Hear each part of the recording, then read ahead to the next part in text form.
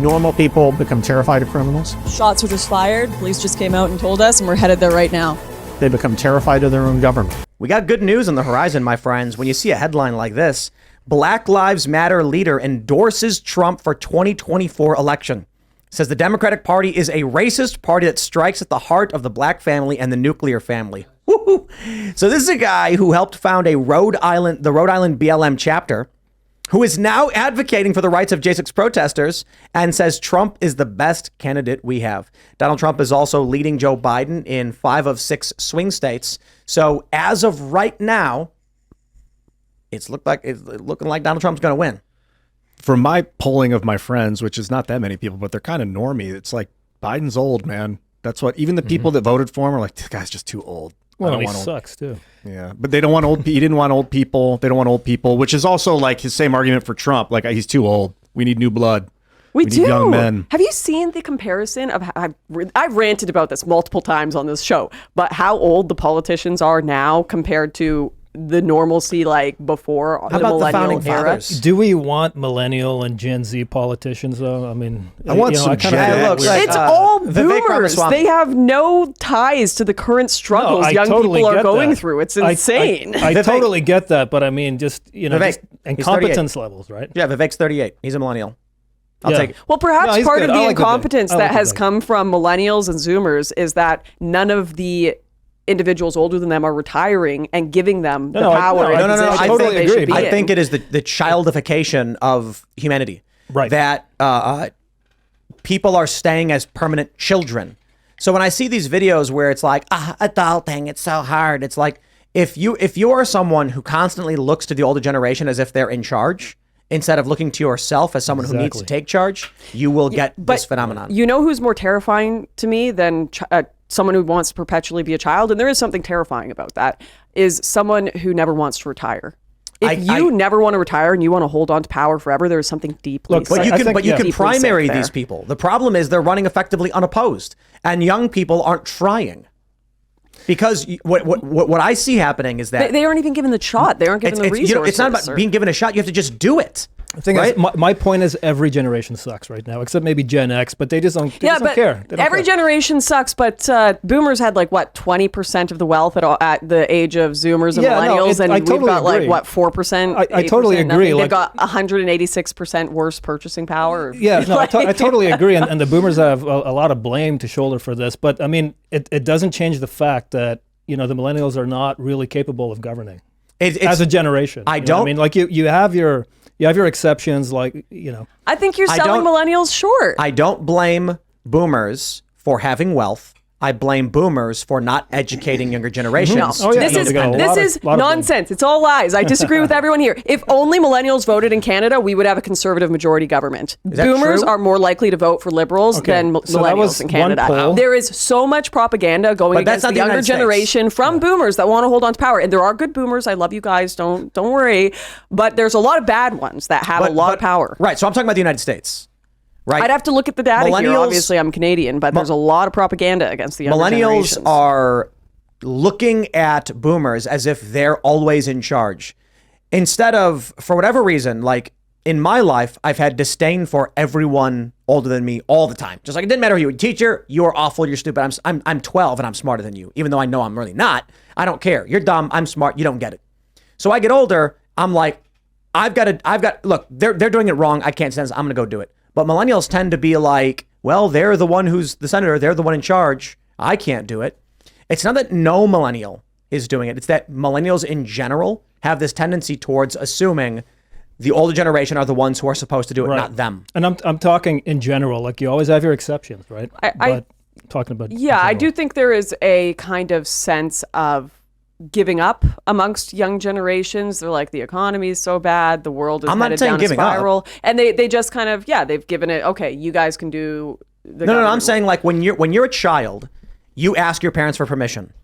Millennials still have that mentality that they need to ask the boomers for permission.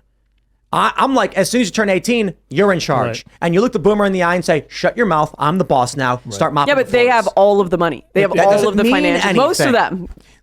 So listen, with all due respect to boomers, one of the biggest tropes was that the boomers didn't understand computers, and they would hire these young people to come in and pay them a certain amount of money to fix computers. The money is available to those who seek to exploit an open marketplace. But millennials are permanent children. Instead of seeking to take over, start companies, a lot of it is propaganda. Too many millennials are like, tell me what to do, daddy. Well, you know what? Boomers were helicopter parents. Can't you? I was just gonna say, can't you blame that on boomers as well? That's what I'm saying. Okay. Boomers did awesome stuff, and I actually think boomers are great. I think boomers are more based than the millennial generation, but it is the boomers who helped create millennials, for sure, yeah, and created the culture and generated the next generation. Right. Gen X is actually probably the best. And they often, the reason why Gen X gets overlooked in all the arguments is because they're doing fine. X had a great opportunity. Everyone's like, everyone forgets about Gen X. We're here to talk about boomers and millennials. Man. No, it's because Gen X is doing all right. X was around before the internet and like teenagers when it got created. So they saw what it was like before this mass manipulation took over, and they know that it can be like that. The boomers never really understood the internet, and people that were born with the internet as a normality don't understand that you can live without this manipulation and you can use it to your advantage. So, well, hold on. Look, millennials mostly did not get born into the internet. So I had the internet since I was, as long as I can remember. Like my family had the internet in the 80s. So we had CompuServe, we had DOS Shell, all that stuff. Windows 3.1 and even before that, whatever. And so I grew up quite literally, the internet was always there. Most of my friends did not get the internet until they were teenagers. Gen Z, however, I think is actually much more based than millennials. Though Gen Z has its issues for sure. We can highlight all the weird woke Gen Z. Gen Z actually, according to Pew, I think this was 2018, slightly more conservative in a few areas. So they're comparable to millennials, but a little bit more based. And I think it may be because many of these people growing up with the internet always more so have a view maybe that you and I do, that it's a propaganda, garbage, fake reality, screw them. I think one of the things is really important, was kind of what you guys were saying, is that the generalizations aren't fair, because there are some brilliant, magnificent leaders within every generation. And for a kid right now, or a human that was born in like 1990, to hear us say, people in your generation are lazy, they're going to be like, I'm lazy, because they listen to us and they believe what we say. Yeah, and there's some great leaders. Yeah, but hold on, be smart. We're not saying literally everyone. Right. We're saying there is a tendency among certain generations to have a higher proportion of certain types. And we got to figure out why. If you're listening to this, you can be better. Be better. We need you to be better. Be better, but we also need to be aware of what the time is like. Tim, you're an anomaly. You're very successful, very talented on your own, but most people need support systems that are really strong. Like I'm talking like whole families, like Italian Sopranos style. Like we've got our own law going on here. And that has existed for most of human history, that people have had these clubs. They've literally lived on the same properties with all of their extended families. And it was really the boomer generation that kind of started this idea of the nuclear family. Get out of this house. I'm kicking you out. You're making it on your own. And of course, people are floundering. This is actually a phenomenon in human history, that people are being kicked out of their houses at 18 and not kind of handed a job from the dad, from the grandfather, that they've been doing for ages and ages, given that direction. And the fact that they're a bit confused and asking for direction should not be a surprise at all. This is a good point. It used to be, and it still is in a lot of ways. I went to a maple farm. We went to Pittsburgh 2 weeks ago. On the way back, we stopped at this eighth generation maple farm. We go inside. There's like, when you go to the front door, the door is just open. There's a sign saying, if you want to buy something, give us a call. And I'm like, man, like in the country, right? The store is open with no one inside it. Just call us if you want to buy something. They're very trusting. Old guy comes in, plays a video about how they make maple syrup, showing like old photos from like the 1800s when they were like making maple syrup. And he talks about how they had this farm going way back. He got it from his dad, who got it from his dad, who's got it from his dad. He brought his daughters in. His daughters are taking over now. And that's how it used to be. And then industrialization happens.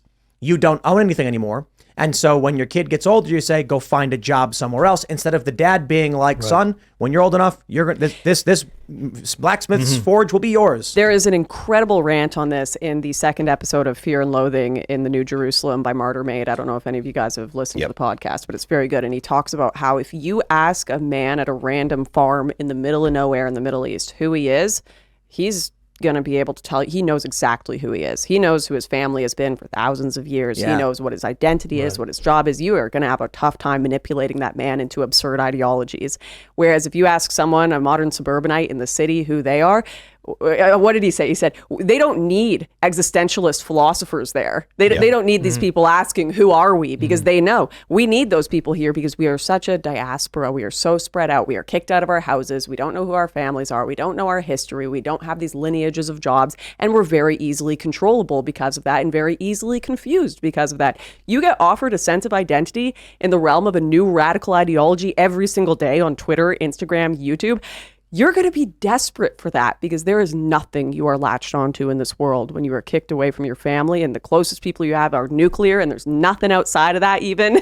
Yeah, it's a big problem. It's a huge issue. I noticed.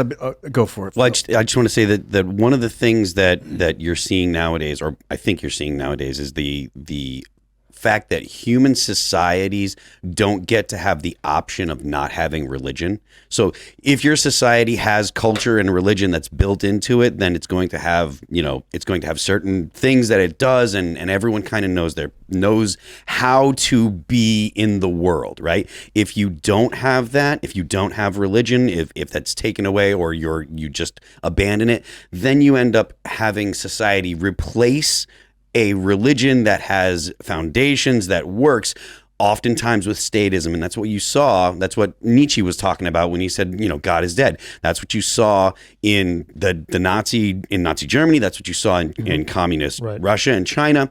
And it's because religion has evolved with human beings. And I don't think that human beings on a societal level get the option of not having it. If you don't have a traditional religion, your society will replace it with something. And you see the bad things that happen when you try to replace what has worked for societies throughout history, when you see it replaced with new things and attempts at new things. When Nietzsche said God is dead, he wasn't saying that this is a good thing. Yes. He didn't know what was going to happen. He didn't know how people were going to replace it, and he predicted the horrors of communism and Nazism. Yeah, he knew God that it was dead, coming, and we have killed him. Yes. And now we're going to go downhill. Yeah, one of the things that liberals, and I talk about progressives, when I say liberals, I talk about progressives. One of the things that they tend to do frequently is talk about, it's good that Nietzsche, it's good that God is dead, and we need to